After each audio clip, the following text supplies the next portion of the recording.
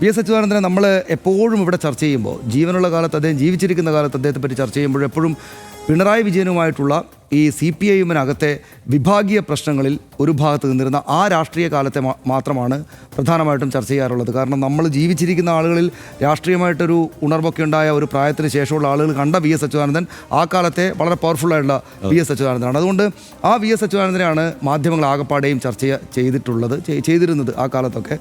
സ്വാഭാവികമായിട്ടും മരണാനന്തരവും അതിലേക്കായിരിക്കും ആളുകളുടെ ചർച്ച പോവുക. നമ്മുടെ ദൃശ്യമാധ്യമങ്ങൾ വന്നതിന് ശേഷമുള്ള ആർക്കൈവ്സും അക്കാലങ്ങളിലെ ഓർമ്മകളും വെച്ചിട്ടാണല്ലോ കാര്യങ്ങൾ റിപ്പോർട്ട് ചെയ്യുക. പക്ഷേ യഥാർത്ഥത്തിൽ നമ്മൾ കണ്ടത് എന്താണ് ഹർഷൻ? അതായത് ഞാനിപ്പോൾ നമ്മളെല്ലാവരും തന്നെ അവിടെ ഫുൾ ടൈം ഈ റിപ്പോർട്ട് ചെയ്തുകൊണ്ടിരിക്കുകയായിരുന്നു. നമ്മൾ മുഴുവൻ മറ്റ് ചാനലുകൾ കാണാനൊന്നും നമുക്ക് രണ്ടുപേർക്കും തന്നെ ആർക്കും സാധിച്ചിട്ടില്ല. പക്ഷേ നമ്മൾ പലയിടങ്ങളിൽ നിന്നായിട്ടുള്ള വിവരങ്ങളും വായിക്കുകയൊക്കെ ചെയ്യുമ്പോൾ ഞാൻ മനസ്സിലാക്കിയത് എല്ലാ മാധ്യമങ്ങളും, അതായത് വി.എസ്. അച്യുതാനന്ദനോടും അദ്ദേഹത്തിൻ്റെ രാഷ്ട്രീയ പാർട്ടിയോടും വിദ്വേഷത്തോളം എത്തുന്ന എതിർപ്പ് എല്ലായ്പ്പോഴും എടുത്ത് കാണിക്കുന്ന മാധ്യമങ്ങളടക്കം, ദൃശ്യമാധ്യമങ്ങളടക്കം പക്ഷേ അദ്ദേഹത്തിൻ്റെ ചരിത്രത്തിലേക്ക് പോയി.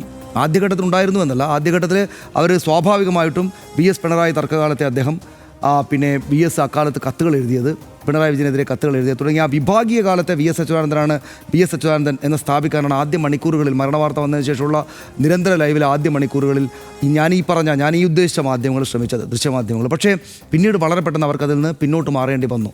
പിന്നീട് വി.എസ്. അച്യുതാനന്ദൻ്റെ ജീവിതത്തെ, നൂറ്റാണ്ട് നീണ്ട ജീവിതത്തെ സമഗ്രമായിട്ട് കാണാൻ അവർ പോലും നിർബന്ധിതരായി. അവർക്ക് പോലും അത് അങ്ങനെ കാണേണ്ടതായിട്ട് വന്നു.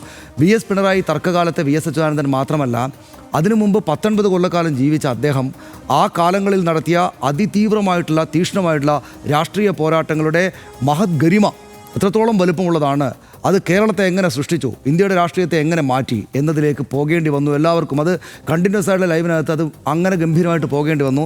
ഞാൻ കാണുമ്പോൾ ഇപ്പോൾ ഏതെങ്കിലും ഒരു കാലത്ത് ദൃശ്യമാധ്യമങ്ങൾ CPM-കാരാൽ അല്ലെങ്കിൽ ഇടതുപക്ഷ രാഷ്ട്രീയം ഉള്ളിൽ സൂക്ഷിക്കുന്ന ആളുകളാൽ അഭിനന്ദിക്കപ്പെടുന്ന ഒരു കാലം ഏറ്റവും കൂടുതൽ ഇപ്പോഴാണ്. ചില അവതാരകർ വല്ലാത്ത തോതിൽ, നല്ല തോതിൽ അഭിനന്ദിക്കപ്പെടുകയാണ്. അവർക്ക് അവതാരകനോടും നമ്മളടക്കമുള്ള മാധ്യമങ്ങളോടൊക്കെ വിയോജിപ്പുള്ള ആളുകൾ പോലും പക്ഷേ ആ ആളുകളെ ബഹുമാനത്തോടെ കാണുകയാണ്, അല്ലെങ്കിൽ അപ്രീഷിയേറ്റ് ചെയ്യുകയാണ്. അതിൻ്റെ കാരണം അവർ എന്നും എല്ലാ മാധ്യമങ്ങളും ചെയ്തുകൊണ്ടിരുന്നത് ഈ പറയുന്ന വിഭാഗീയ ഒരു ചെറിയ അവർക്ക് വേണ്ട ഒരു ആംഗിളിലേക്ക് വി.എസ്. അച്യുതാനന്ദൻ നിർത്തിയിട്ട് ആവശ്യത്തിന് ആ കാര്യങ്ങളുമായി മാത്രം വെച്ചിട്ട് റിപ്പോർട്ട് ചെയ്യുകയാണ് ചെയ്തിരുന്നതെങ്കിൽ, പക്ഷേ ഇത്തവണ അങ്ങനെ ഉണ്ടായില്ല. അദ്ദേഹത്തിന് മരണാനന്തരം അത് ഉണ്ടായില്ല. അദ്ദേഹം അർഹിക്കുന്ന ഏറ്റവും ഗംഭീരമായുള്ള യാത്രയപ്പ് ഈ കേരളത്തിലെ മലയാളികൾ ഒന്നടങ്കം അവിടേക്ക് കൂടി നേരിട്ട് വന്ന CPM-കാരും ഇടതുപക്ഷക്കാരും അതൊന്നും അല്ലാത്ത ആളുകളും കൊടുത്തതുപോലെ ദൃശ്യമാധ്യമങ്ങളും, പത്രം ഞാൻ അങ്ങനെ വിശദമായിട്ട് എനിക്ക് വായിക്കാൻ പറ്റിയിട്ടില്ല, ദൃശ്യമാധ്യമങ്ങൾ എന്തായാലും അങ്ങനെ കൊടുത്തു. അതിനുള്ള അപ്രീസിയേഷൻ നാട്ടുകാർ നൽകിയാണ്.